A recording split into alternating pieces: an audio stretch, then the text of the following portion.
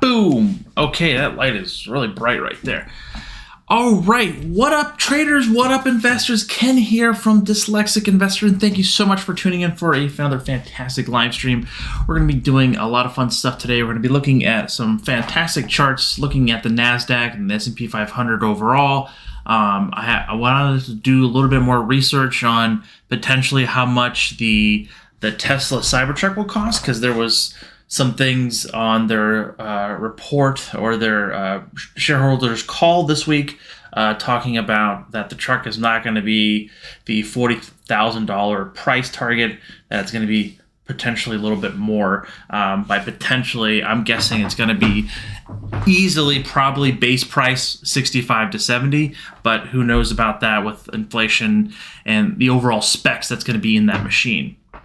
I think it can probably be easily be 100K with some certain specs, and especially with the tri-motor, setup and all. So let's go that, and hope everyone's doing fantastic out there. If I can get a thumbs up or a hell yeah, or how's it going kind of in the chat, that would be fantastic to make sure our audio levels are okay. I haven't done this in quite some time. I did a couple dry runs earlier to double check that everything was hunky-dory.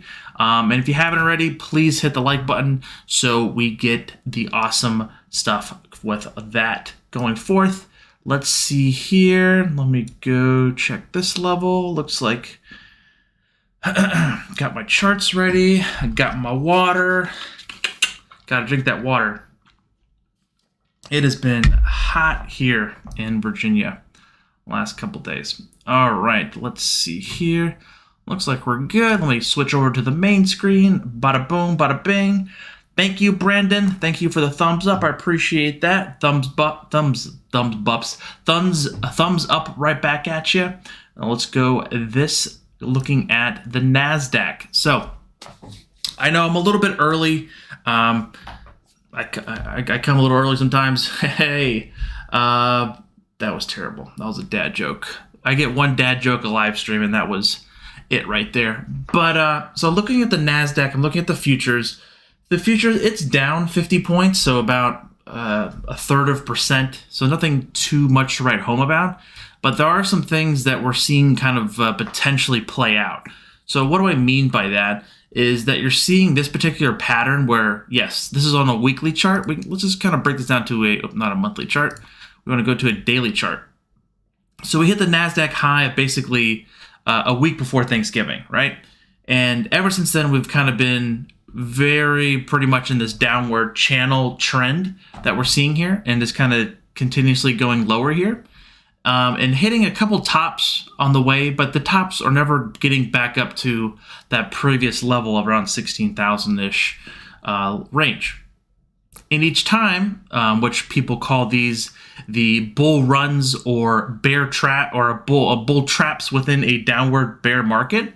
Hence, this is why some people are calling that this potentially could be another bull trap. So what that means is it's usually a very aggressive, very short-term bull rally up to a certain point, kind of caps and traps some people, and then it pulls back down fairly dramatically.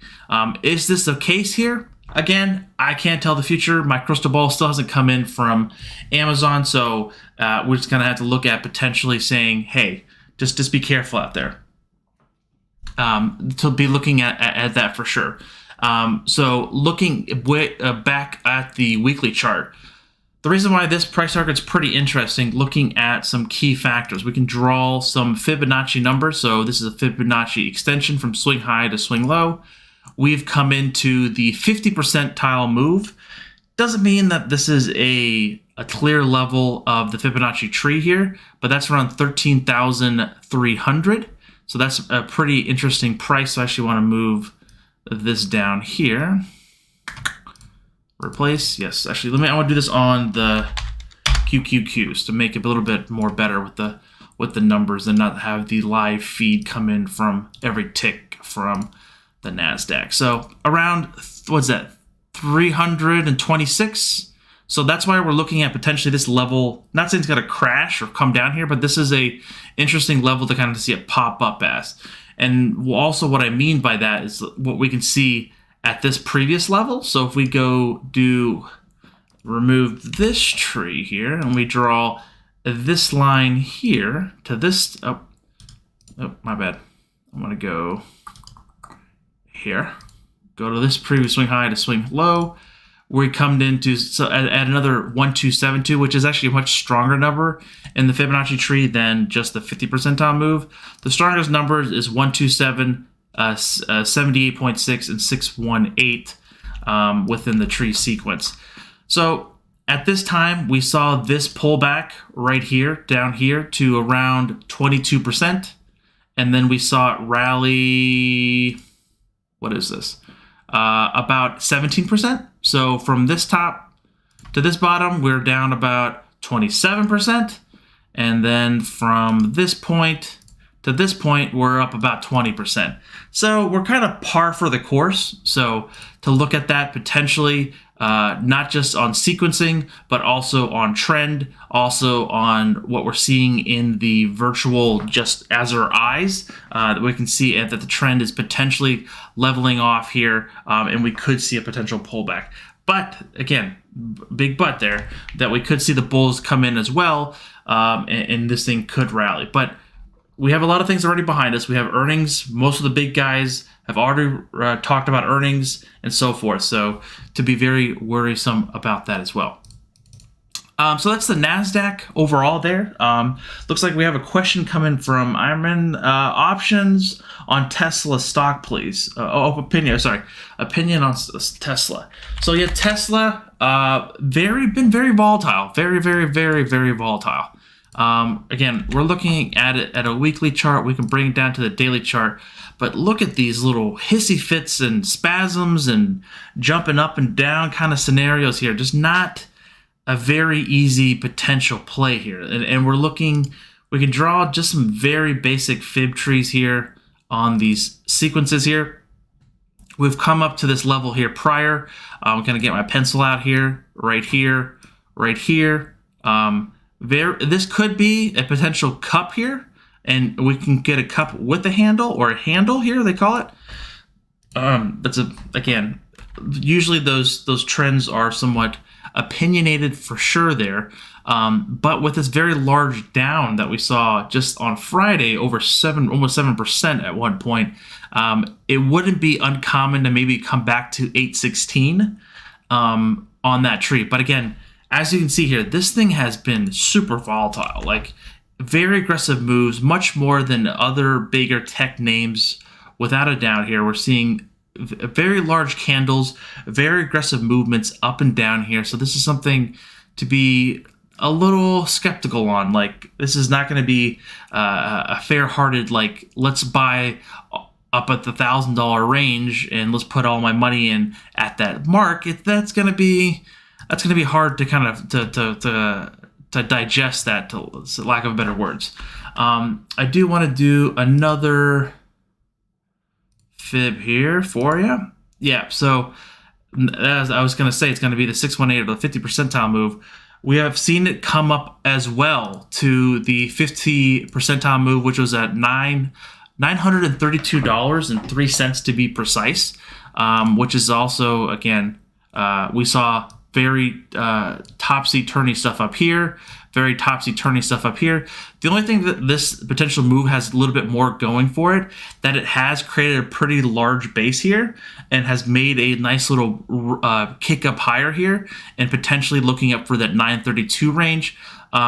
If this bull market, the bulls want to continuously push us up higher, that basically $1,005 would be a very key level to kind of see here, and see it potentially pop. But this red candle is kind of a little canary in the coal mine potentially, and we can maybe get this down to the 820. Was it? Yeah, 828 to around potentially back down to 767. Again, this thing is very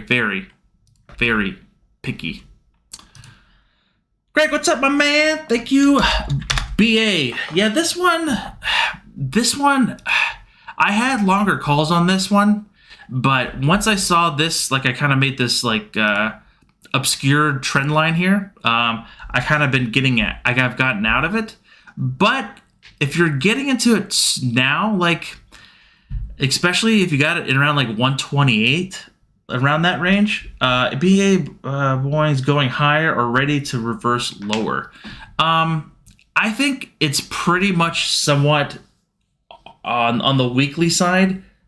It's pretty beaten down. Like, let's just kind of go through some of the other charts here, and where it is comparison to it. As you can see here on this particular chart, that these are the different deviation levels, and it's kind of where it's supposed to be right now, in the deviation channel. More aggressive moves would be if it aggressively pulls back down to that 120 or 105 range. But it's already had earnings. It's kind of going a little bit higher here. There isn't too much to write home about here. Again, there's only like 2 large manufacturers in the world that can create the planes that it creates. So I want to look at one more chart here. Yeah, it's in a downward trend. To put it very brief, or to be very just straight to the point, it's still on a downward trend, but it's trying. Like this line right here doesn't mean it has to break this, but it's this just kind of consolidates and tells me like, hey, this guy needs to break, or girl needs to break out above this line here to maybe get back to par here. Because even if I go to this chart here, let me go to the weekly side. A lot of the moving averages are still well below here. They haven't crossed over yet. It's not a really strong trend to support it. Yes, it had a little bit of a relief rally, but who hasn't had a relief rally in the past like 2 weeks, right? And it is bouncing at these levels. So with the earnings, it looks like it didn't lose too much on the earnings their side. Only 37 cents per share, much better than they have substantially have had. And I think, correct me if I'm wrong, Greg, they just... The FAA proved the continuous. They can start building the Dreamliner again. Like that was under investigation as well because of other issues. But they're able to build that big, massive beast of an airplane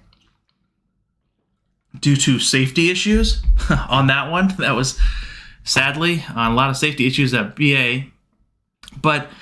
Yeah, I don't know if I have the strongest conviction, honestly, Greg, unless you have more, a better fundamental understanding of it. Chart-wise, it's nothing to really write too much write home about. It's in a downward trend that's trying to break out here. I would like to maybe have this consolidate around maybe the 170, 173 range to potentially get higher there. But yeah, I see. Yeah, if you have a closer ear to the ground here, mostly good news coming out, but been bumping against longer term downward trend. Exactly. You summed it up. What I've said for the past 5 minutes. Like it's kind of been beaten down. Like I don't think BA is going to be going anywhere. Like I don't think it's going to be going bankrupt or anything. It's not going to be like a GME or anything like that. But it's something. It's not as glory days. Like if you just kind of zoom out to the monthly chart, it just blows up like this is that 2017 run where it just like went from 130 to basically in 2 years it went up to $446. Like I don't think we're going to see this anytime soon. I think we still need to see some more consolidation here. Could this be a double bottom? I don't know in the longer term trend, but if you do have the patience and you really do have some strong conviction behind it, I think you could make a case for it on a 5-year plan at least with some stock there. And maybe just if you have a larger position of stock, maybe just selling some calls against it, because I'm fairly sure that the IV or the implied volatility is going to be kind of high on this one for sure. What I wanted to talk to one about as well is Alibaba, BA. This one, I know this one has gotten a lot of questions. I did a video about a week ago about this one on the earnings move. We did have a bump, but then we had Pelosi go to China, and a lot of things kind of went really crazy really fast over there on why is she there, what's going on. Even with earnings being a little bit better for Alibaba, we're still seeing somewhat of a downward tick. But I think it's more or less because the potential delisting and the ongoing shenanigans with the United States government, especially. But I think this is one that Charlie Munger still owns very much. I believe oversold. I'm not going to be touching it with a 10-foot pole. I did do some earnings plays into this, and I got out of them right into this level here around 100 once that news hit. But yeah, this is something that is going to be continuously being choppy and slightly being hostage by whoever political motivations and so forth. Same like with BA, this thing was a powerhouse, right? Like this thing was $320 at one point. So this thing has been substantially beaten down and is trying to catch its breath and get some kind of break here. I do believe that this potentially will work out. I don't think it's going to be delisted. I just have a feeling about it. I think that it's going to be potentially bouncing around here for some time here. But once we start seeing it back above 110 to 120, I think we could potentially see it try to make a higher run. To be fully understanding of everything, when you see the stocks at 320 and these crazy runs that we've seen in the past couple of years, just remember the interest rates were substantially lower at that point. So capital for investing in R&D, investing in supply chains, investing in upgrades, investing into returning cash flow, all this kind of stuff makes it really cheap. And now the dial has turned up on top of war in Ukraine, Russia, potentially tensions between Taiwan and China. All this kind of stuff is impacting the market. So you have to have a larger global view on that for sure. Looks like the Nasdaq still down about 50 points. Something, again, to write home about on that.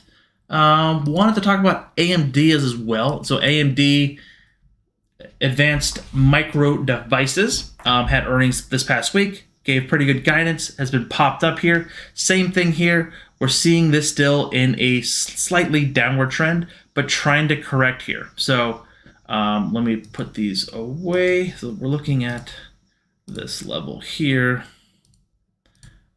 Put that away. There we go.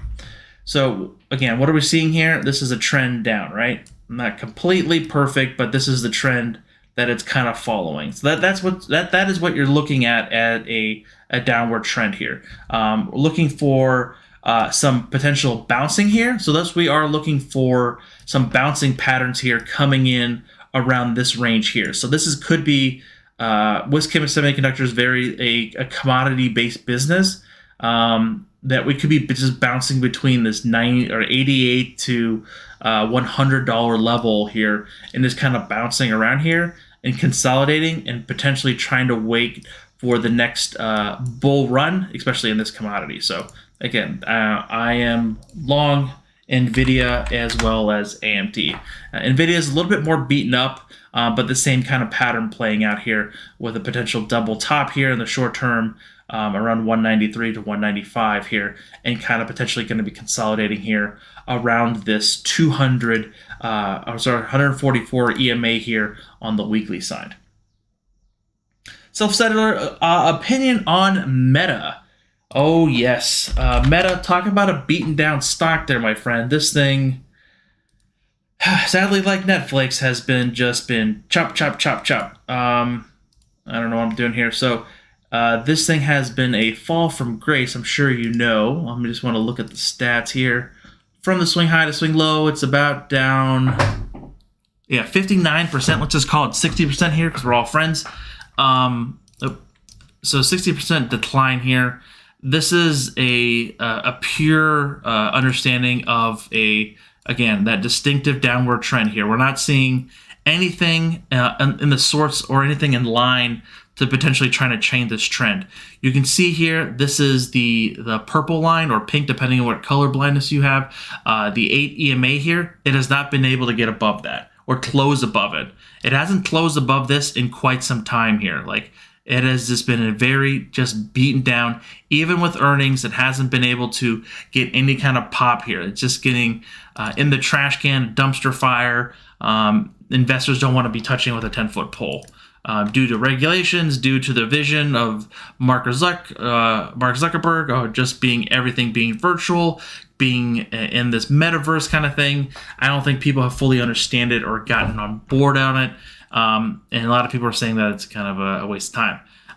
At this level here, like again, we're talking about this is back down all the way from the pandemic low right here. All right. It got down to 150. The lowest price it got down to was 138, but it's at this price range where it was basically over 2.5 years ago. Like, that's insane. And again, with that last drop, it was it's not been able to get a way out of it. And it's sadly, when you have these very large, extremely large red candles like this, it's very hard for a stock to get back above it. Unless, again, technically speaking, it's being down and I wouldn't want to touch it with a 10-foot pole in the short term. In the long term, if you have a better understanding of it, you understand the and you have the vision and you understand that you could see the metaverse all work out and everything, go for it. Like, if this is the time, if it's not continuously going to be going lower, to potentially getting in, because we're talking about this is prices where it was back in the pandemic. I just don't have the true belief in the Meta platform to be able to be the driver in that potential market move higher here. But at the same time, I'm going to kind of contradict myself. I'm pretty sure these options are going to be fairly cheap here. And they're actually not that cheap. I thought they're going to be a little bit more because the applied volatility is like 50%, going all the way out nearly 682 days. But yeah, it's going to be cheaper than probably just owning 100 shares. So think of it that way. Meta. Wanted to talk. What was the other one? Oh, was it Coin? No, Coin didn't report earnings, did they? No. Yeah, Coin's reporting this week.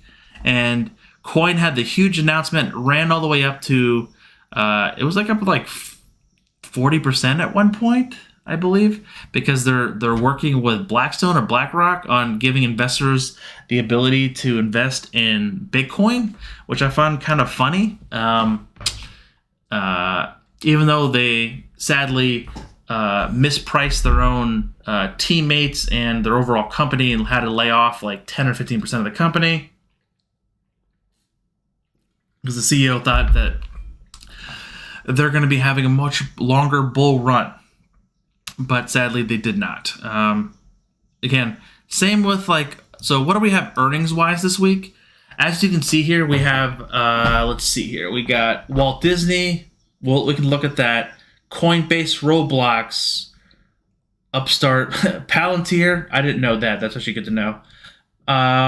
Luna, Rivian. Okay. Six Flags. Nothing too crazy. I'm not seeing anything here. Sonos, Matterport, like a lot of these stocks are has-beens. Unity, okay, Wish, they can go to, yeah. This thing is that energy company that had a crazy run. Actually, that's interesting as well. I want to see how that's doing. The Wendy's, I haven't been to Wendy's forever. I should try Wendy's again. Jack in a Box, actually never been to a Jack in a Box.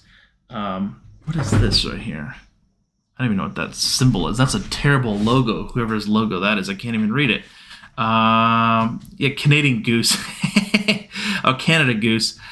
This thing, I used to short the hell out of that thing. That brings back some memory. Yeah, I want to actually look at Unity. Unity, we got Roblox, and so forth on that front. Let's go. So Unity, I think is just U. Yeah. That thing is beaten down. Interesting pattern here. I kind of like this. This is kind of that box method I like. So we're going to just do this little purgatory box, we call it. So if it breaks out of this box here, it wants to go somewhere. Like, it wants to break out higher, it just got to break the top of the box. If it wants to go lower, it's got to break the bottom of the box. But this is kind of just like a visual cue to kind of see on that particular kind of tight word trading, the band that it's trading in. Looking at the earnings, again, I don't want to be touching it going into earnings because that's always a coin flip, so be careful on that. Wish, what is Wish doing? Oh my God, it's $1.79. Oh my God, look at this. This is just, yeah, this is something you don't want to tell with a 10-foot pole. $32 all the way to $1.80. Yikes. Not fun, sir. Not fun. Yeah, that is a tall tale sign of a downward market when that's kind of trading like that. Disney. I do like the Disney. I did get back into Disney, as most people know who follow me and my opinions on stuff. I did sell out most of my Disney around 175-ish range. Actually, I sold all of it, mostly at that range, left about 10%, sold the rest around 150, and then it's just been being beaten down. Starting to add it to it around 100 to around 95. So I've been adding to the position here as well. Again, look at the chart. We're talking about this is all the way back down to the pandemic lows, where everyone thought that everything's going to be crashing. People are going to be, Disney's never going to be coming back. The park's going to be closed forever. The cruise lines are going to be closed forever. No one's going to be making money. Again, I understand times have changed. Again, not everyone's getting a stimulus check anymore, all this kind of stuff, and spend time and so forth. Higher inflation, higher cost. Yes, people are going to be less going to go to the parks, but ESPN Sports is back 100%. Disney Plus is killing it with a lot of TV shows, especially with The Mandalorian coming out. The new Star Wars one that I just saw, now I just forget the name of it. And that kind of front there, we're looking at this potentially, again, a longer term view on this. This is why I'm looking at the weekly side. This thing can easily kind of be bouncing around here, especially having a little bit of a tough time getting back above $108 here. So 108 to 110, it's going to be a tough level to get the bulls kind of breaking out here. But in the short term, we're seeing the 8 EMA turn higher here, and we're having the yellow line, which is the 21 EMA, starting to curl here. Again, this is still a very beaten down name here, but I'm taking a longer term position in this, and this is what, again, I'm not a financial planner. This is just my own, what I'm doing, my own capital. But at the same note, I really like this chart, is one of my favorite. This is kind of helps me visualize the trend in stocks. So usually when it's red, it's like, don't touch that, you idiot. Don't touch it, it's hot. But once it turns white, and when it goes to white to blue, I like it, because that's usually a sign that it's trying to change. The momentum's changing, the trend's potentially changing here, and we'll start making our way higher here. That doesn't mean it's going to be a rocket ship and go straight up back up to 144 or 180 or all the way up to 180 to 200. No, but it's making the potential change, and that white little candle there is identifying that potential change in the trend. So when it goes red to white is always nice. When it goes from teal or blue to white, that is usually the opposite direction. It's going to be start trying to trend lower here. Again, you can see it's not always the fact that it's going to be happening, and it changes sometimes to red to blue right away here, but it's a good kind of tail. So looking at another stock like SPY, that's why we're seeing the white come in here as well. So we're looking for the whites to turn into blues, but this is why we're talking about a potential trap where it's kind of faking us out here, right? We could potentially kind of go up higher here, maybe start cooling off here again. The candles are getting smaller, and kind of cool off here and just trade sideways, and then or go down or trade sideways and try to make our way back up to 430, basically 440 higher with the S&P 500. We have some very strong bull cases from Tom Lee from Fundstrat saying that we're going back up to basically 4,800 or basically $480 on the SPY. Like, I don't know, buddy. That's a pretty large. I'm a bull, but like I'm not that kind of bull, if you know what I mean. Like that is a very large, intense movement there, without a doubt here.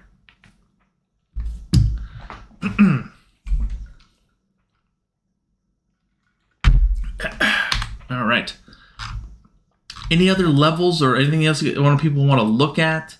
I have a lot of charts that I want to go through and talk about, but if there's anyone that needs to want to look at a chart real fast, talk about it, they need to go have dinner, they need to go hang out with the fam or something like that, just let me know. I totally understand.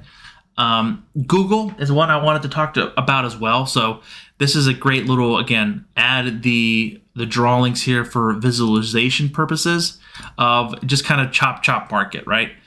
We've talked about this one beginning of the year of like markets being chop, and then it kind of went down. Looking at this potentially just being chop. Again, if it wants to break higher, it's got to show me its worth in gold, no pun intended, and get it to go higher or to go lower here. So great little visualization there on that. Let me just make that a little bit more defined. There we go. And look, so Home Depot's one that I was keeping an eye on, and people are asking, what am I trading right now? I'm not aggressively trading on the call side a lot of things. I'm really just selling premium. I'm just selling puts. I'm selling some call spreads, put spreads, and just selling some iron condors on that kind of face here. Sorry, just getting a quick text here. What is going on here? Oh, wow. Someone has sent me a beautiful rainbow. Love it. Not a double rainbow, but a beautiful rainbow. EA kind of S the bet. Yeah, I don't know what happened there. What I had that on my notes. I don't know why I had that on my notes. Very choppy looking stock. Don't like that at all.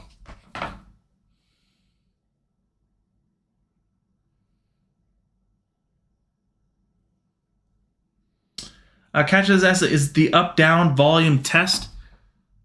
So this is what is this called? Studies. Oh, hang on. Style. Oh, here we go.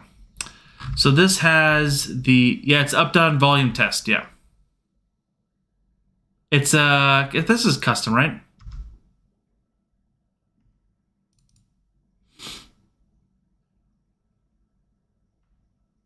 I don't know. Someone sent me this a long time ago, and I don't remember where I got it.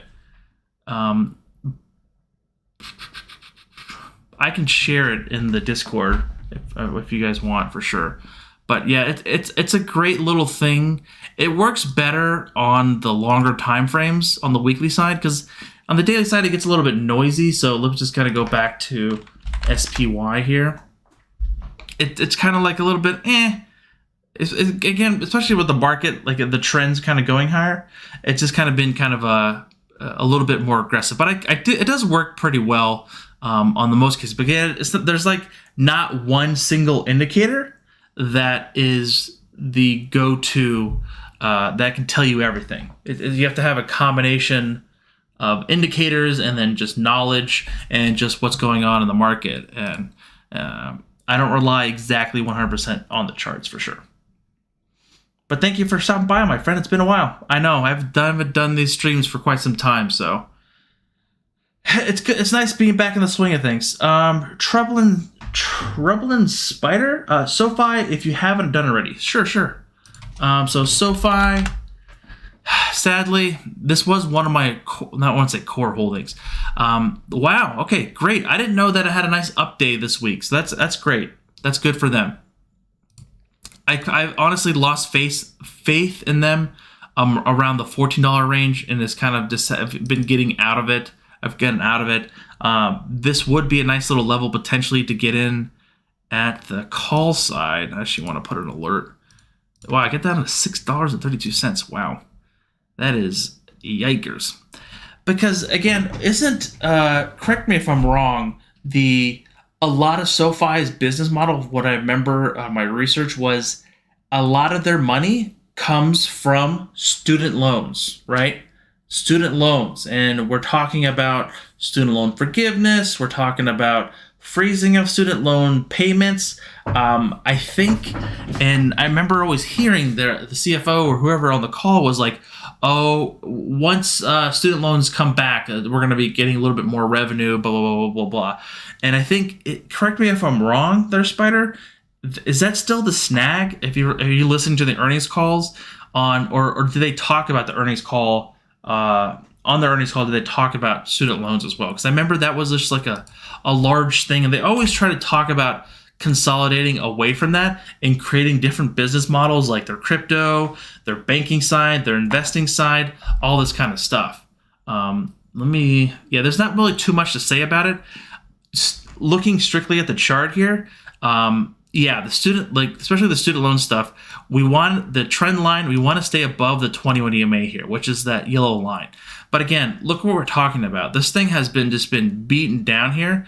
I like that it's been consolidating here around the $6 range, but this thing, sadly, is just so beaten down, and there's probably so many people not even looking at it. It's just not the greatest candidate here. But longer term, this thing probably could have a nice little potential going forth. Like, again, I kind of have to dig back into listen to the earnings call. I think it's very underrated for people to listen to the earnings call, because you really get a glimpse to what the management's talking about, what their goals are, how they look at it, how they talk, like their tone, all this kind of stuff. I think that is a key that a lot of people don't really pay attention to, especially, and they just look at the earnings. It comes out after the bell, and you see a stock down 30%. You're like, oh, shoot. And it gets really bad, yeah. You've been selling covered calls? Great. I had call options on this, and I think they were hitting like 50% or 40% that I wanted to get out of them, sadly. But I had the longer. I wonder how much they weren't even available at the time. We go January 2024. $10. Like, I would be getting like the $5 calls, maybe the 750s. Yeah, not too bad, not too shabby. I might put $1,000 into this. We'll see. Thank you for bringing this up to my attention. I'm gonna add it to, where's my notebook? Up there it is. My notebook. I should start putting this in. I need to start making a Google Excel sheet and start tracking it like that, because I always forget to bring my notebook when I go to the office, or I just downstairs or whatever. It has been some time. Yes, I appreciate it. Thank you. I do want to get this more heavily into the rotation. Maybe doing one midweek. Who knows? But life gets busy, and so forth. Let's go. What other stocks do you guys want to look at? I can talk about Costco forever. You know I love my Costco. Costco, beautiful still. Again, Costco's not like Walmart. So Walmart came out earlier, I think it was like a couple weeks ago, and they had terrible earnings, and it really brought Costco down with it. But it's been kind of like bouncing back higher here. I do still like it at this level here. Again, the earnings is not until like September. Yeah, September. So we'll see how that one plays out. But look at that trend. Like, how many this thing is above all the EMAs. It's kind of crossing over a little bit higher than where I would like it. But that $500 range would have been a good little buy point. But yeah, a very pretty stock. John's asking for UNG. Oh boy, the natural gas. Like, I had a look at this about 2 weeks ago. Not just with natural gas, but propane prices and all this kind of fun stuff that we're dealing with, especially owning a house. You have to negotiate my winter propane storage, which is never fun. But the lady behind the lady on the phone is like, she's like, you're playing hardball. I'm like, yeah, we're talking 10 cents is a lot of money when you're buying over 1,000 gallons of propane. Yeah, anyways. So looking at Natty Gas, looking at this one potentially, I am long calls, he's saying. Okay, UNG, what did you get into? Around the $21, $22 price target? And how long are you talking? You're talking weeklies, you're talking monthlies, you're talking these much longer dated calls. Let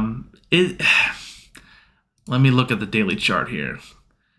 Very aggressive again. Very large recovery here. I do like its higher movement kind of coming into play here. So 21, yeah. Coming into this 27, especially this 27.23 to around 26.75. If it starts breaking below that, I think it could go. That should be a pretty strong level of support here, because you saw 2 levels here, 2 levels here, and the gap ups, both levels there as well. Meaning if that does break, the next level of support is going to be the 50% retracement, which is around 25. Oh, so you're like really doing really short term. Okay, you're doing like a couple weeks out. Okay. So you really need a move in the market in the stock to get any kind of profit, because again, the Mr. Theta or Mrs. Theta is going to be coming after those calls to get you, depending on if they're in the money or how close they are in the money. You get the $22. Okay, so you're in the money. So okay, you got a little bit of you got some spread there. The 22s. Okay, so you got, hopefully you made a nice little chuck and change there. So yeah, I think, so what is the expected move for that week? So we got 12 days. Expected move is about $4. Yeah, at $4, that level around $29 would be a potential nice target, depending to trim some off if it hits that range again. But again, that 27, 25 to like that 26.50-ish range is a level that we need to kind of see it hold in the short term, especially on your time horizon of like 2 weeks. But if it starts breaking below that $25 range, I don't like that range, depending on how much those options do change. You are nice little chunk of change in the money, so that does is a pro for you as well there, John. What up, Bear? IWM, lots of bearish talk on this one. We're looking at the rut.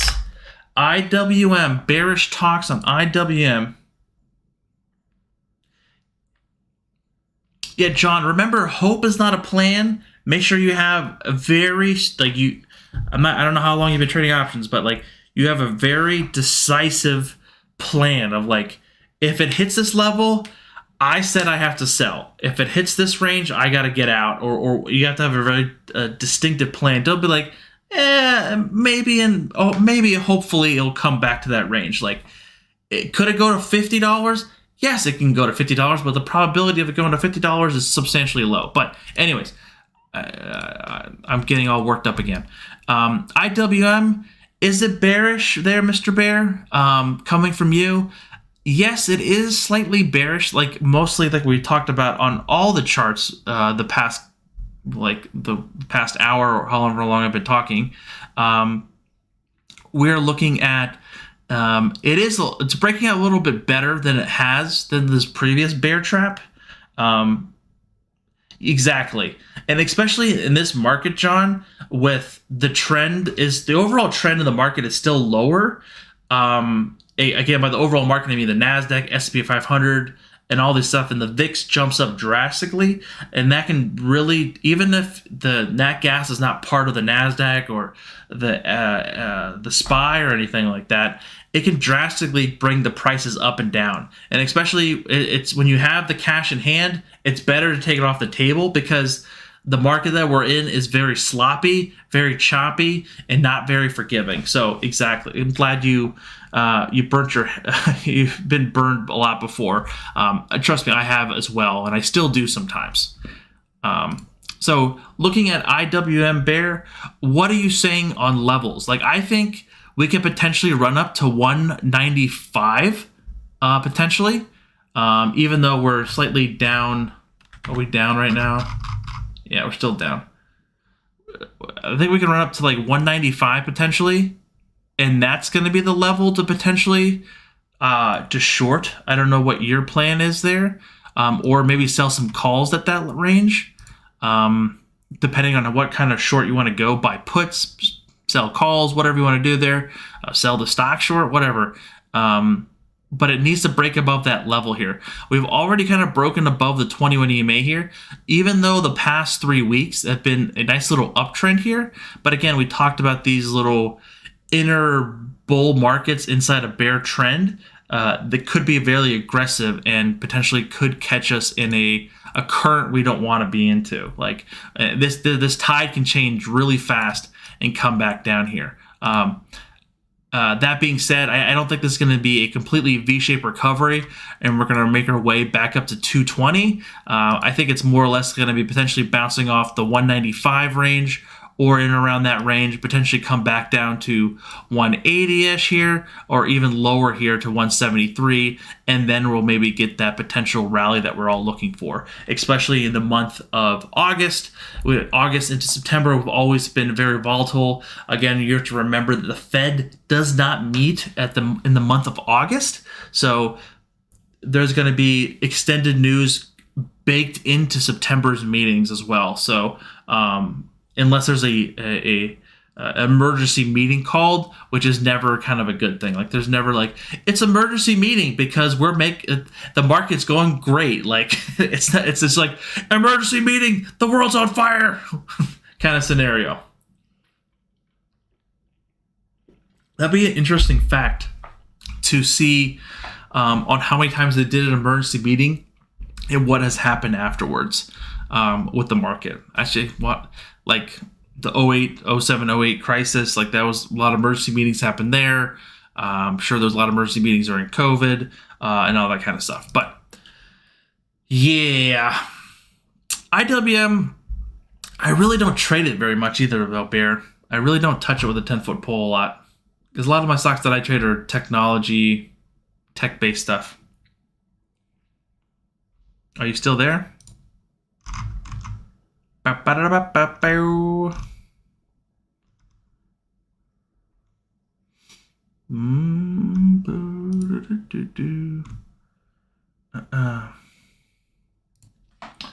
Okay, let's see here. Surprise, as no one has asked about it. But the Cathie Wood ARK, where is that? Yeah, RK. Again, even this one's got a little bit of a relief rally. But again, is it a really rally on this kind of downward trend here? Not really, right? Nice little bump here for the week here, but we're still not above the 151, or not 151, $51 range here. Again, that falling 21 EMA. It's starting to curl here again, potentially kind of making that box of purgatory, as we call it here, and potentially letting it see kind of trade higher here and playing out. But again, overall trend is still not fun there.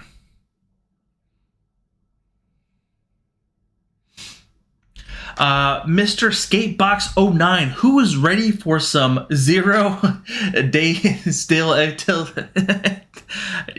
how do you play those, to be honest? How do you are you just selling them, or are you buying SPX? Are you selling the puts or calls, or are you buying them? Who's ready for some 0 days to expiration SPX options trading? Who, man, someone loves to roll the dice. It's not my forte. I don't do well with kind of day trading stuff. I'm a very emotional person on that. And if I get burned a little bit, I just take my money off right away. I don't like it. Godspeed to you, my friend. That takes some cojones at times to play that one for sure, especially with those calls. So SPX got 0 days till trading, which is Monday. We can scroll down here. So the expected move for tomorrow is basically 37 to 40 bucks. Let's just call it 40 bucks. So the market is currently at 41.35. So we're looking right at here. So these are going to be potentially again, these costs are not live because the market's not the options market is not currently open because it's not 9:30 Monday morning. So these representation is not completely priced in there right now. But that being said, we can easily see this bouncing around again. We're looking for a move about 40 bucks here. What does that mean? So 40 bucks all the way on the whim of everything would be 40. Let's just do like the 170 or the 41.75. So you're looking at potentially seeing this one run up. If you're on the bull side, if you're on the put side, you do the opposite, right? Again, I'm not too great on doing that, so forth. Selling them is the better strategy, but I can't afford 100 shares, so I'm 100 yokes for 30 minute can get crazy. Like, well, you can just do a call, like a credit spread though. You can do like a call or put credit spreads if you want to do that. Again, I think even like with no margin, it's like $300,000 to sell an outright call or put on SPX. Like, I don't know too many people that are able just to do that. And yeah, that's kind of insane. The membrane, you might as well just sell it on the underlying futures market. But SPX is something I've been liking a lot more.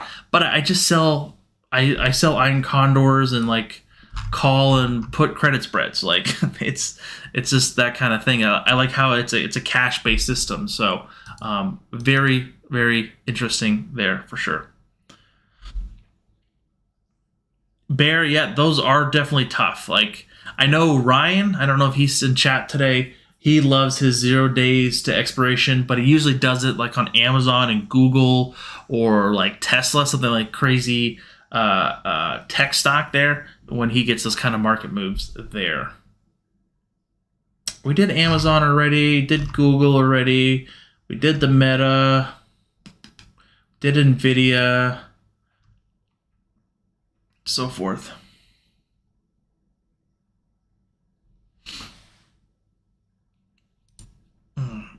Ugh. Wow. Yeah, Roku's been really tough. Yeah. It sounds like Mr. Skatebox 09 loves to roll the dice there, Mr. Bear. Like, I know a lot of people who just do like butterflies, like weekly butterflies on stocks, especially on SPX. And they do fairly well on, again, with the market moves that we've seen here recently. Roku, yeah, that one, I want to touch that with a 10-foot pole. Let's go to, TLT. You seen TLT here, boys and girls?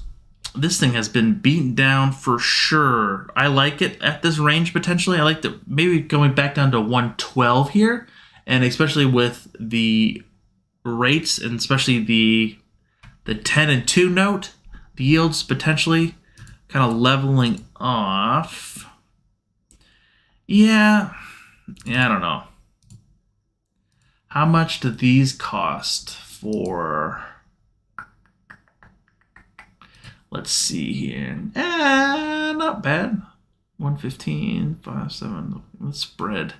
Wonder if the spread's better when it opens up. I'm sure it is. Yeah, something interesting to watch. I'm sure Bear has his own take on TLT, but I think TLTV is very beaten down here, and it's definitely oversold, like a lot of things are. The Twitter, I don't want to touch this with a 10-foot pole, but it is kind of in this purgatory box, a larger purgatory box as we call it, and kind of just been trading in around this range. Too much, I think there's the settlement or the conversation with Elon regarding going around the levels about him having to buy Twitter for the $45 billion, and if he's really going to be buying it, and how many bots are on the or on the overall system and so forth. But yeah, that's what I wanted to talk about. Uber, look at this big old green skyrocket move here. They turned the dials at Uber and like, hey, let's charge more, take more from here, and just skim some stuff over here and cut things. TLT is definitely a rough trade. I don't want to touch it with a 10-foot pole. Uber is a holding that I've had, finally making a hell of a recovery this week here.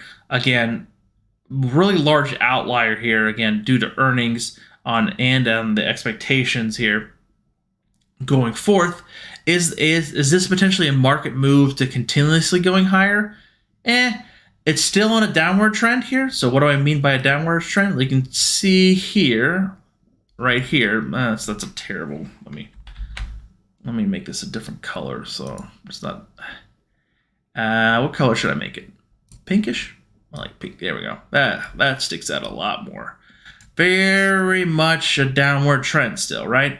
and coming into the top part of that trend. So that is definitely something to be careful about. And then another way to represent this chart here is on this one here. So this looks pretty insane in the membrane here. Let me go to the daily chart. It's breaking out of the daily chart in this the sequence of deviations of moves. So that is a potential outlier here, but usually when a stock breaks out of that, it takes a little bit to come back in here. This is a very strong move within Uber. Like, this is a very dominant move here, and potentially has the momentum to continue to going higher, but potentially coming back down to $30 to $27 would not be out of the cards. Like, that's not without a question that potentially it comes back down to the medium part, the chunk of the trend here, because again, very large move. People have ADHD. I'm just joking. People kind of just like get a little of a pullback. If we get the overall market pullback, that can kind of knock some people off their rocker, and just kind of go from there. It looks like the Nasdaq's trying here, boys and girls. We're only down about 37 points now. We were down 55 points just a couple of minutes ago. So here comes the bulls. What else do we wanted to look at?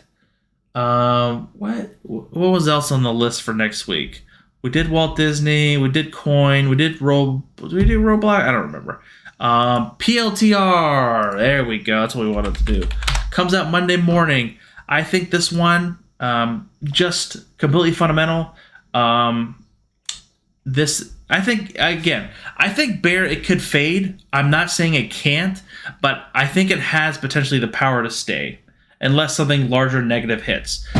Fading it to that $27 to $26 range is within reason, but if it starts breaking below that, that's when it can get pretty aggressively lower here. So looking at the PLTR, the stock that can do anything, I think it's potentially trying to break out here. I kind of like this pattern here. Again, we're seeing this across all the charts here. Okay, we're seeing this pattern trying to break above the 21 EMA on the weekly side. So on the daily side, we're trying to break these trends here. We're trying to get back above the 200 exponential moving average, which is, it's a good case. Like, this is, things have been beat down. Like, things just don't recover like a V-shaped recovery, like throwing in money like we did 2.5 years ago. This is actually how bear markets work. Like, everything has to be flushed out. Everyone has to feel the pain. That's usually when the bottom is. How do you calculate that? How do you put that in a chart? Very difficult. And that's why we kind of just look at trends and overall potential recoveries on their larger stock indexes, not just on individual stocks. But PLTR has its own crazy story. I love the story of PLTR. I think that it's a very interesting company, and I think it has some great potential going forward. So that's why I have longer dated calls in them, and I added substantially to them, basically around the $9 range on its last earnings when it kind of popped up higher. There are lots of these earning pops have been a good fade. I definitely agree with you on that, Bear. Definitely agree with you on that, Bear.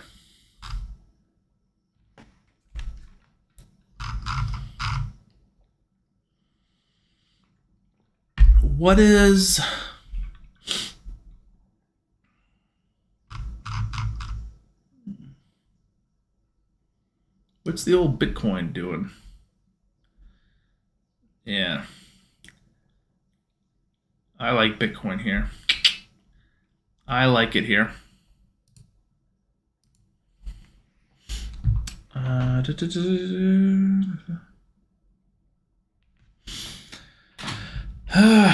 a hell of a chart in the Bitcoin, right? Double top here. It's double top now because we know what happened, and it kind of came crashing down. So I love that kind of breakdown on that analysis.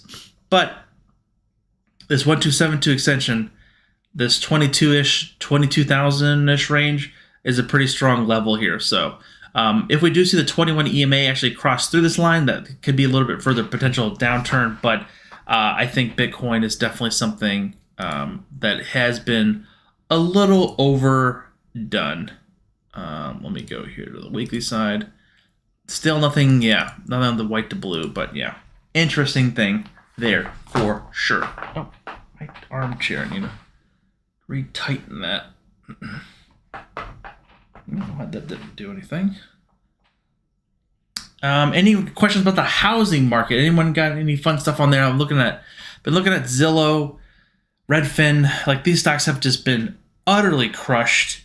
You look at any kind of data about about anything regarding the housing prices. Housings are staying on the market substantially longer. They are basically selling for 20% less, all this kind of stuff. And of course, the thing you hear the most is like, it's still putting millennials out of the house buying market, because now these boomers and people who already have a previous equity in housing can just snap up these costs, even though the higher cost of mortgage rates has been going higher here. So not a perfect storm at all. And at the same time, housing inventory hasn't increased at all.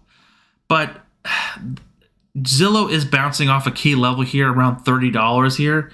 It's at 37. Yes, I see that. But we could potentially get a nice little move at that level, in that range. Again, we've bounced off this level quite so many times. Again, looking back, let me go.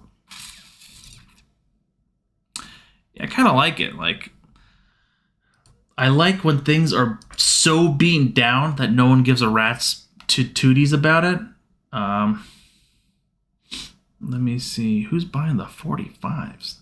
Must be selling those. Let me see what's going on here. I'm going to send this to the red. Call.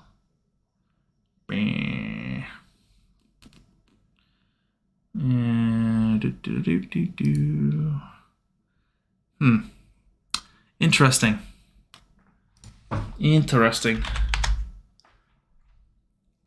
I kind of like it here. I don't know why.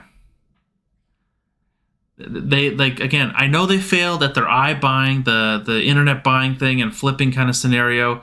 They did actually effing terrible at that, and kind of really crashed themselves and really shot themselves in the foot here.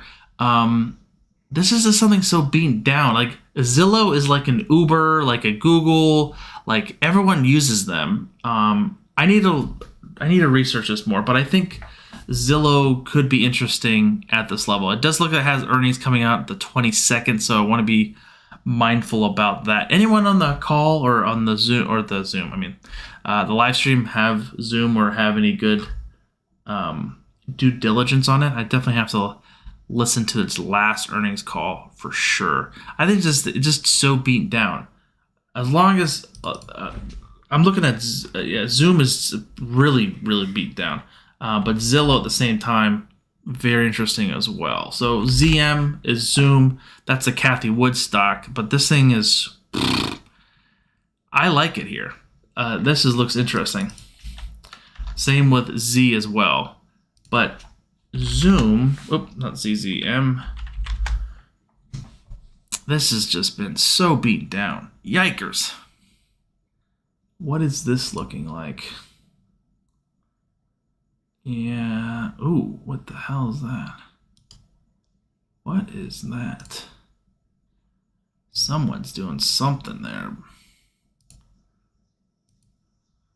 Oops.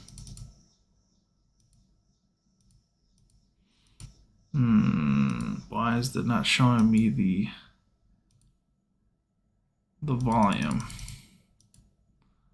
Please show me. Oh, it's in the monthly. That's why I'm an idiot.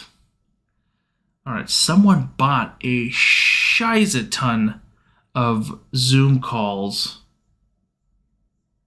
around $55. Like, we're talking, how many is this? This is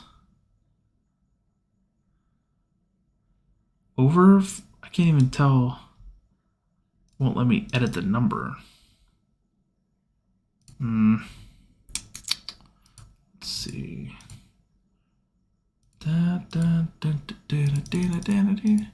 What date was that? The 20th. Interesting. I don't know what that is. Someone is betting pretty big on the Zoom. There's like 8,000 open interest at the 65 call. So basically, why is that interesting for me is because what do I have? The Theo Delta, Theta. Let me put this back to Delta. So why is this interesting? So this is something to look at. Like, so to buy 100 shares of Zoom, you'd be having to pay over $10,000.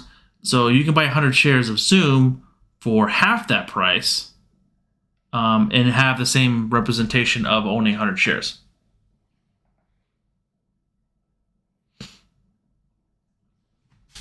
All right, someone bought means that someone else sold them, right?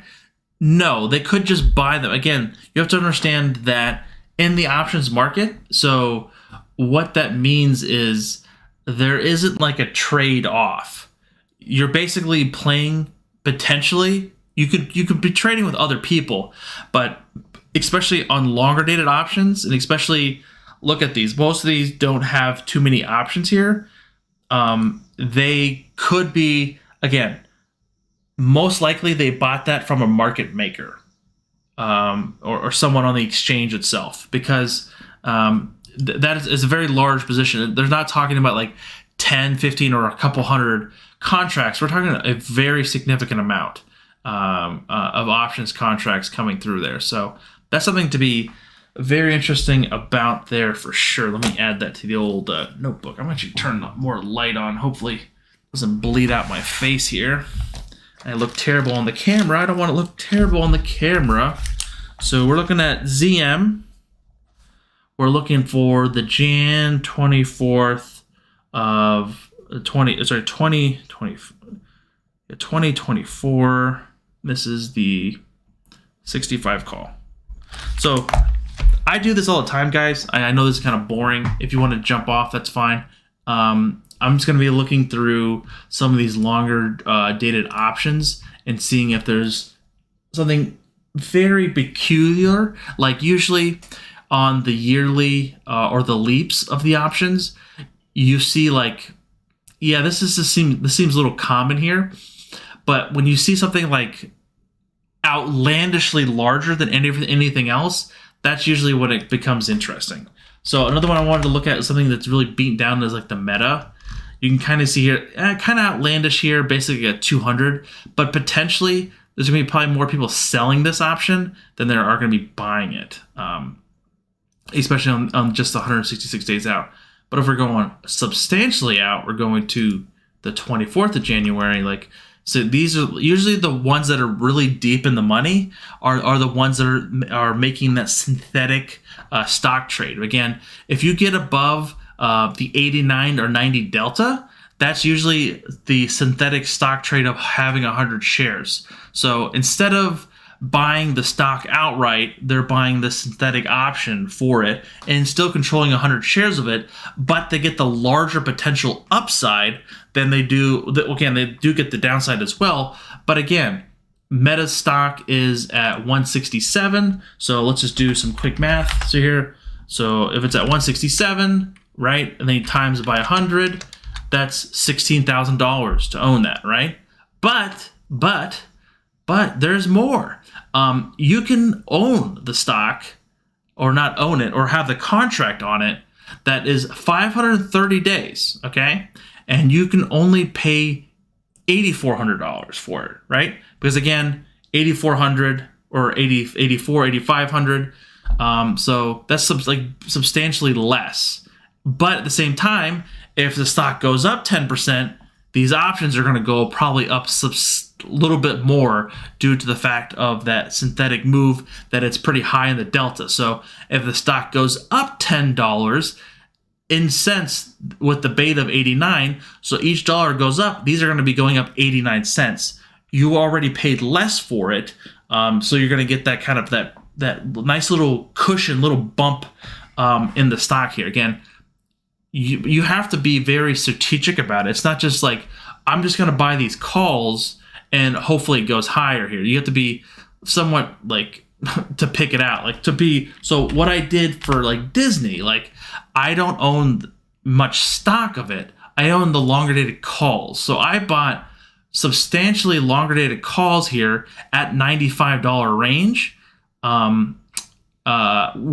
were out of the money, right? So I bought these calls when they were slightly, it was 90, maybe it was the 90s. I think it was the 100s. Sorry, I lied. It was the 100s, and they were out of the money when I bought them at 90. But again, I was saying like, hey, these are gonna probably be potentially going higher here.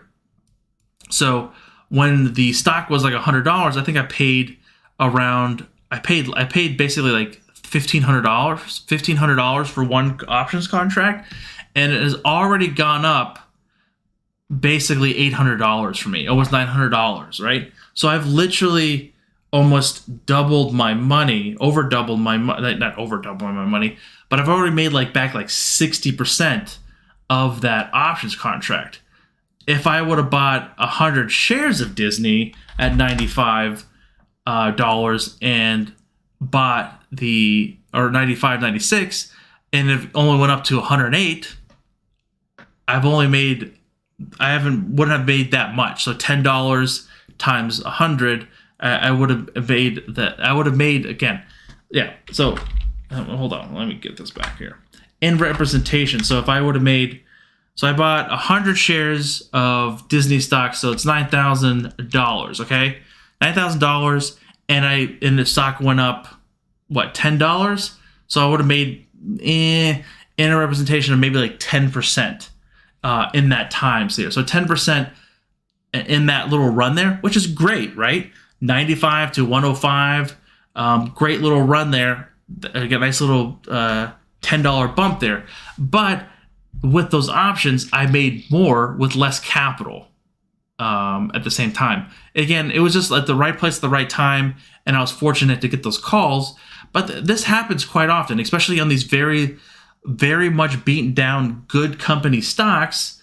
It's to look good. It's a potential, not a gold mine, but something that potentially can kind of get, if you get the timing right, and you're very you have your understanding about the stock, the company, and its potential growth rate. It's not like saying, I'm not saying you should just put all your buy a bunch of calls in Fubo TV, Robinhood, GME, and all this kind of stuff, and just watch your money print.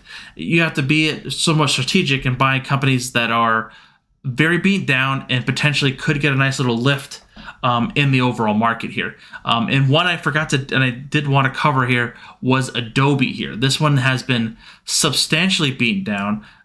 Very much a market leader in its industry, and especially in its subscription model here. And looking at this one to kind of hold here around 410, potentially if it pulls back here. But this is something that I have looked at back as well, and potentially kind of looking for a level holding place here for Adobe there. If you guys got any comments or questions, please let me know. I'm going to be streaming for just a little bit longer here. Definitely had a lot of fun with everyone today. Makeshift! What up, dude? There's my man, Makeshift. Sorry, I just saw your comment. NAME is the only long I can think of to look at. Okay. Sorry, I went down a crazy tangent. Oh, I went men. What is it? Oh, NM, just my dyslexia. This is a mining corp. You're long this, Bear? What the hell happened here? Did they what kind of mineral are they mining here? This thing is just got slapped. This thing got real slapped. This is eek.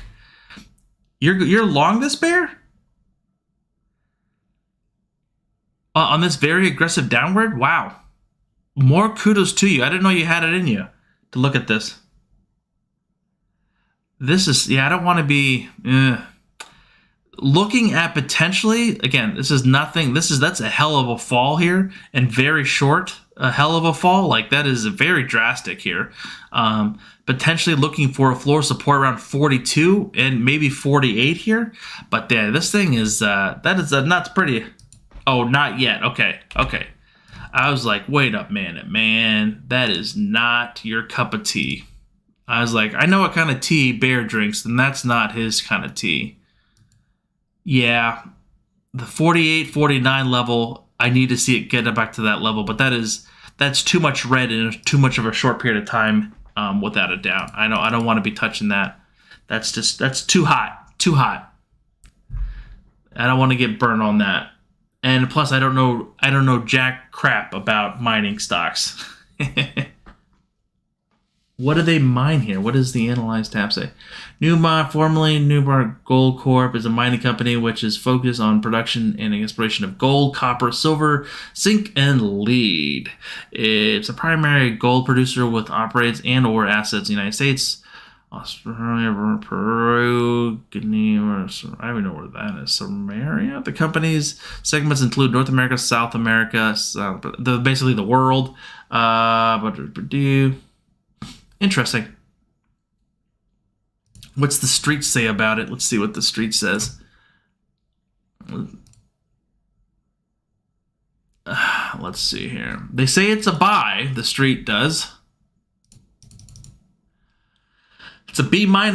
The beta is kind of low, which is kind of interesting because, again, it is a commodity, so it doesn't really trade with the overall market. Target price was 57. It's below that, right?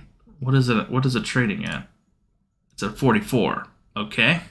I guess they haven't updated their rating here. New bot mining. Okay. Growth factors 4. Okay. Total return low.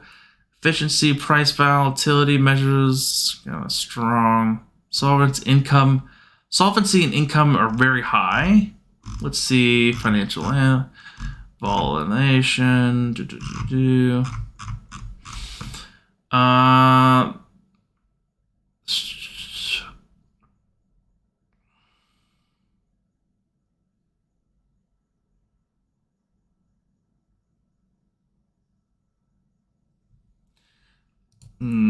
Oops.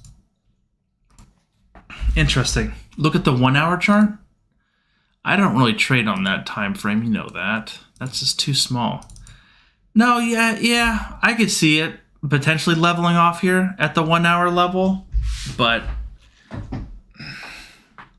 I think it's just been beat down so much. I would maybe go down to the 4 hour range, but still, that doesn't look really pretty. That kind of just looks very much beaten down here. I want to actually show not extended hours. Yeah, that it does not look very pretty.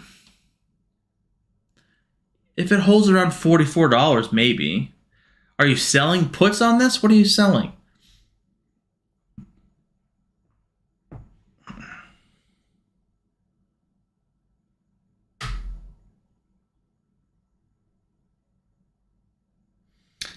DMC 8282, what's up, my man? Ken, don't day trade this week. Earnings week is a gamble. 100. I don't day trade in the first place, DMC, but if I do, I don't. I don't know where I was gonna go with that. On that front, I do terrible at day trading. I do terrible. Absolutely terrible. Ugh. Wow. Remember DocuSign? Look at that thing. $314. Now it's at a discounted rate at $72. No position yet, says Bear. No position yet. What else are you going long, Bear? Watching is a great thing.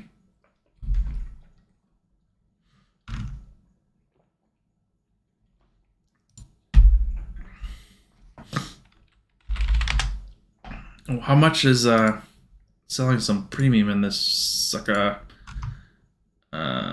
Let's go to September. Oh, not bad. It's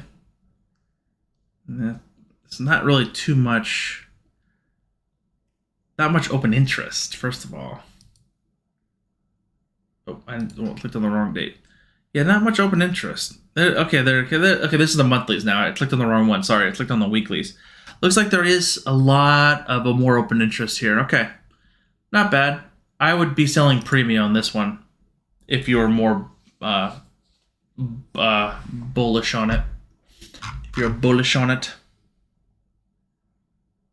I added to VIT. What's VIT? Oh, Vanguard. Nice.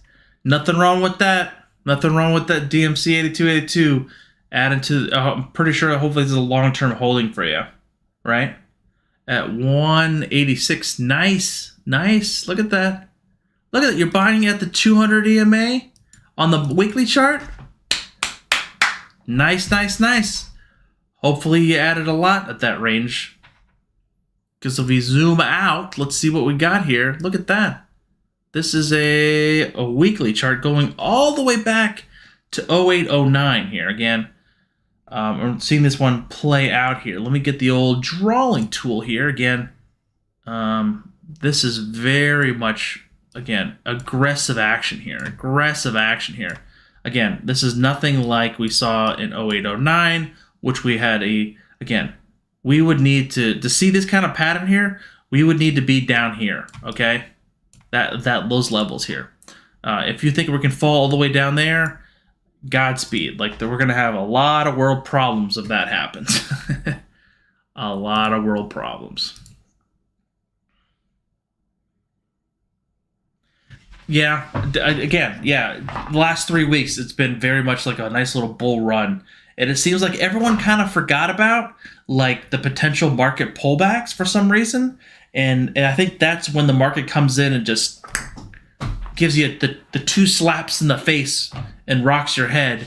And then everyone's like, what just happened? The market's down 7% this month.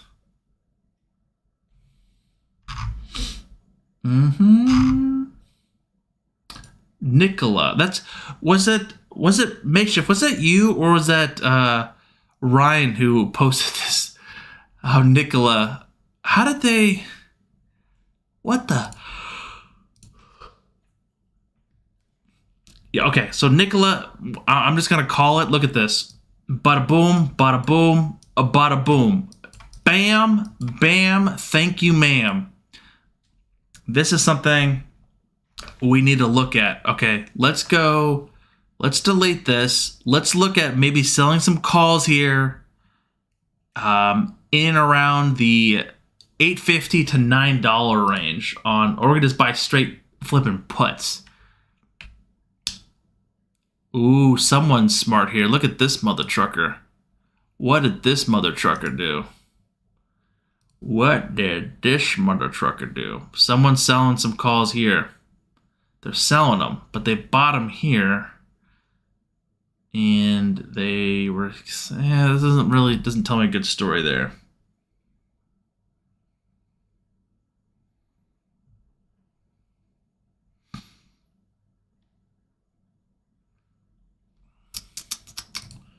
Oops.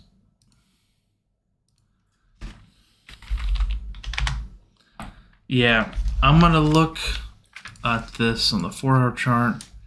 Yeah. Nicola. If I short anything, it's going to be the old Nicola. This thing. Nicola made, like, if you guys don't remember who Nicola thing is, like, this stock was, this was like one of the first SPACs I bought into. I bought it at $10, all right? I bought it at $10. It jumped up to like 20. Yeah, $20-ish dollars. I sold half. And then it went up like crazy. I went to like 30. I sold the rest. And then it just skyrocketed. Like, of course, then I was trying to go short it. As you can see, it was a fantastic position. What's up, Makeshift? Saying Burry's calling the bulls silly and saying that all get wiped. Has he been saying that for years? Ryan, he uses it to short it, but it's irrational. Yeah, I know. Oh yeah, how did Lucid do?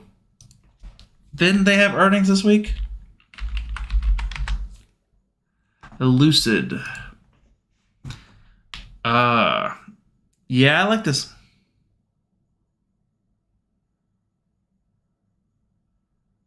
Yeah, Rivian. I know that's the one he always talks. Yeah, Rivian's the one he always talks about. I was looking at Rivian because I was trying to compare. I'm working on some research pieces on what Tesla's going to be making the Cybertruck for and how much it's going to cost.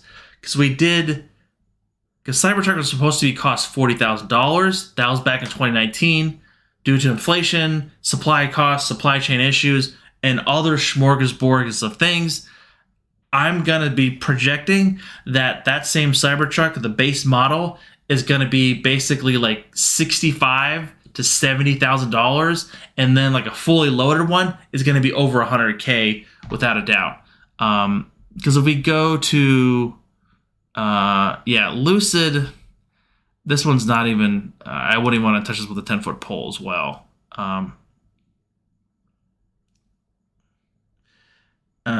They did poorly.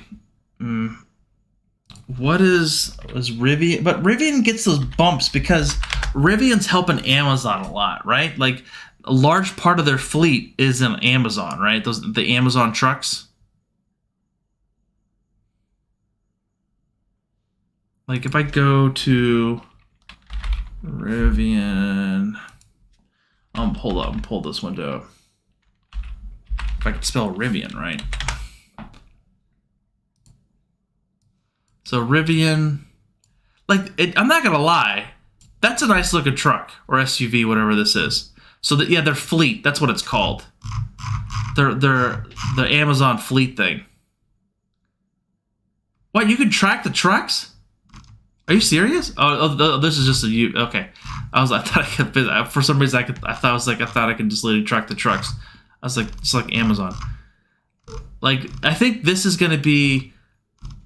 I didn't listen to the earnings call, but I don't know if you did. Like, how much more are they making on the trucks? Like, I remember seeing the CEO talk about it, that there are two different like segments of the business, of course. Like there are two different departments even in the warehouse. Like they made 100 of these fleet trucks, which I think is going to be probably their bread and butter more. But I like this thing. How much is that thing?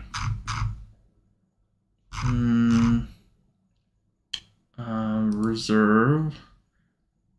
Only $1,000. Okay. I gotta create an account. Are they done? Oh, it's not coming out until 2023. Oh. They don't have pricing on it? Oh, starting at 72.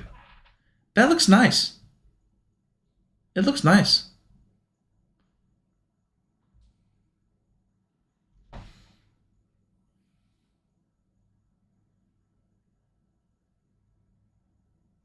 US carrier. Yeah, I've been streaming for about an hour and a half now.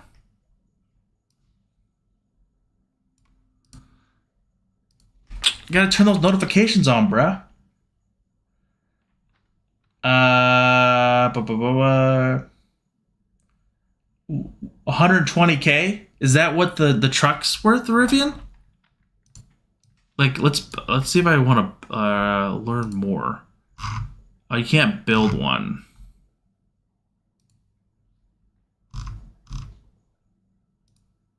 Here we go. The Explorer version or Adventure version. I don't know what the difference is. It looks like the only thing that's changing is the side mirror. Let's go to Adventure. Let's go with all-wheel drive. That's a lot less. 90K battery pack. I like that blue. Let me get some nice. Ooh, those look sick. Next is interior. Ooh, snap, crackle, pop. Ooh, I don't like that. That's disgusting. Let's just go with the black. Let's get some gear. Hell yeah, I'm not going camping in this truck. Get the hell out of here. All-terrain reinforced body shell. I'm not going all-terrain. 2 hooks. That sounds stupid. Off-road recovery. These are made for like people that want to go exploring or something. Like, who goes exploring on this? Wow. The cargos are nice, but then it blocks the sunroof. That's kind of stupid. Next overview. Black Mountain. Got my 2 tow hooks. All right. $96,000. Let's get them. And that's how much I think the Cybertruck's going to cost. It looks pretty. Very pretty. Very pretty vehicle. I don't know too much about them, though. I don't know. Sorry. People that want to tune in and look at me build up my Rivian. Tyrone Tracy says, am I putting money in the market? So I kind of answered this question earlier. What I'm doing is I'm putting money in the market where I like things. Like I talked about my Disney position. I've been flat Disney. I got out of it at higher levels, thank God. But I've been adding back in around $95. So I've been adding into stocks I really want. I'm not being as aggressive as I used to be.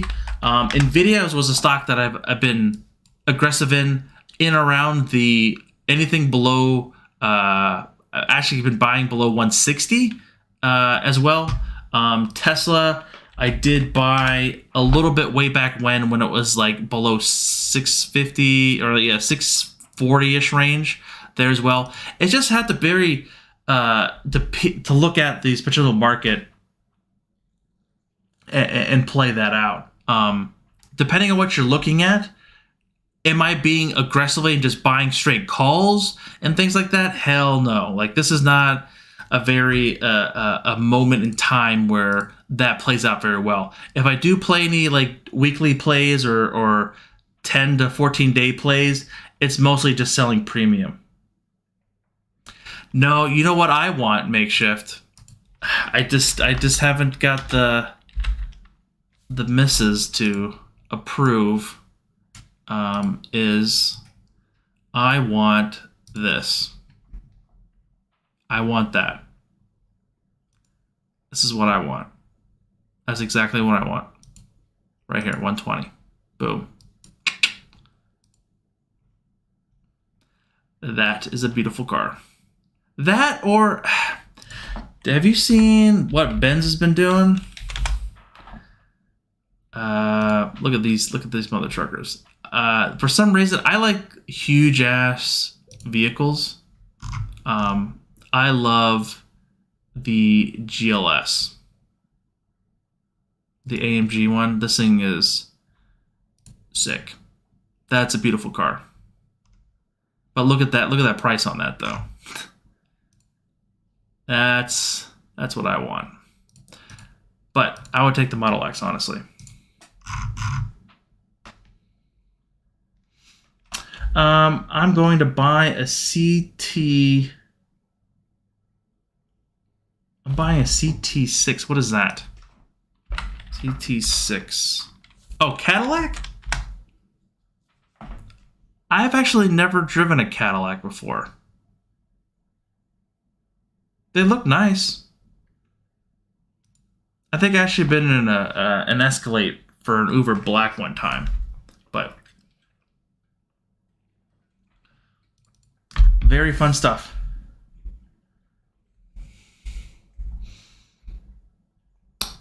Ba ba ba ba ba ba ba ba boo boo. What else did I want to look at? We looked at Meta, Lowe's, changed it into it. Intel. Talk about one that's been beaten up. Intel, right? Look at this son of a gun. We're talking about building chips. We're bringing chips to the United States. We're giving grants to companies to build chips in the United States. And this son of a gun is still going lower. Like, this is something that's just like, I don't know what else is going on in Intel, but someone else is just not driving the ship very well. Like, this thing is not well performing here. And this is something, if there is any upside, could pop really hard. I'm not seeing. Ooh, there's a lot of Very, very, very nice. Yeah, that's a good point there. Like, this thing has just been beaten down. This thing has just been killed. Absolutely killed.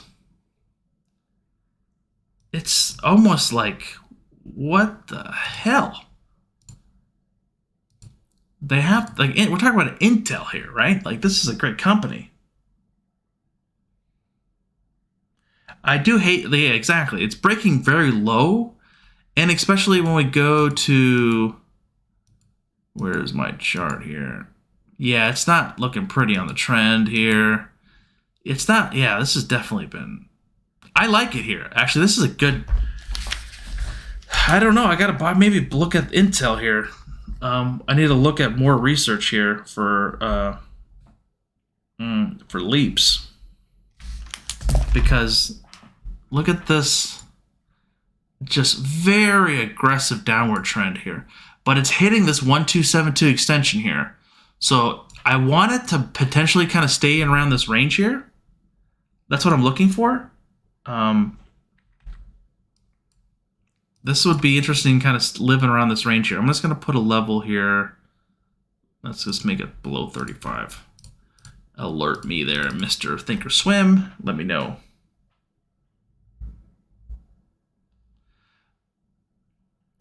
Huge top on it, though. What do you mean by that, Bear? Microsoft or Apple? Well, Satya Nadella did a good presentation on some of their stuff that they're doing. Yeah, Intel looks like it's one press release away from breaking the low, both to go to 30. I like Microsoft. I liked it better when it was at 255.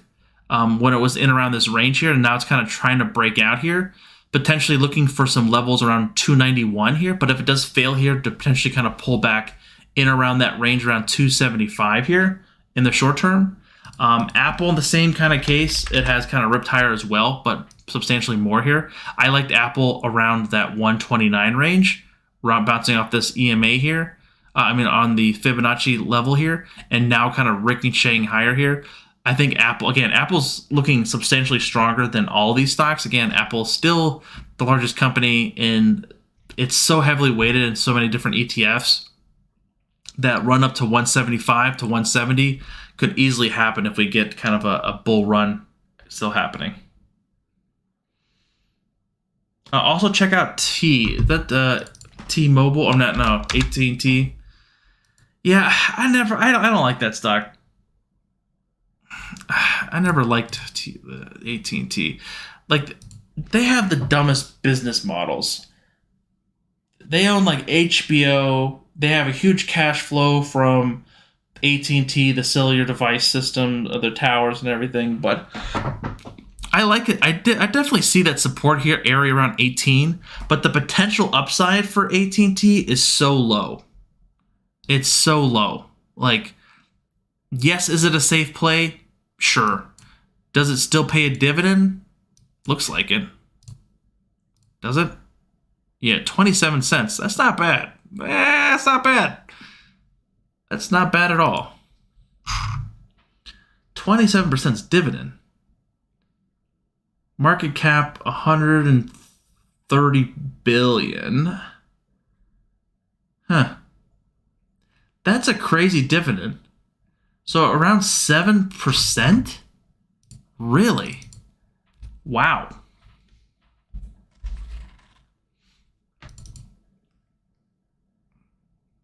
This one might just be better for stock and just collecting the dividend, honestly, at that price. Because at the same time, if you bought the stock, you can just sell some calls against it. But the calls are completely worth like 25 cents. 6 cents, like,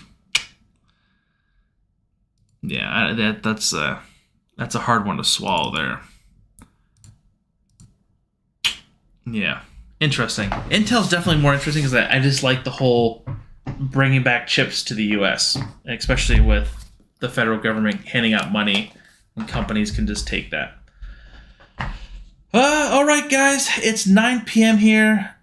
your boy's getting tired here. I gotta get a long days of work tomorrow. Gotta go in the office, all that fun stuff. We'll see. Oh, Bear's got one more. Eli Lilly, LLY.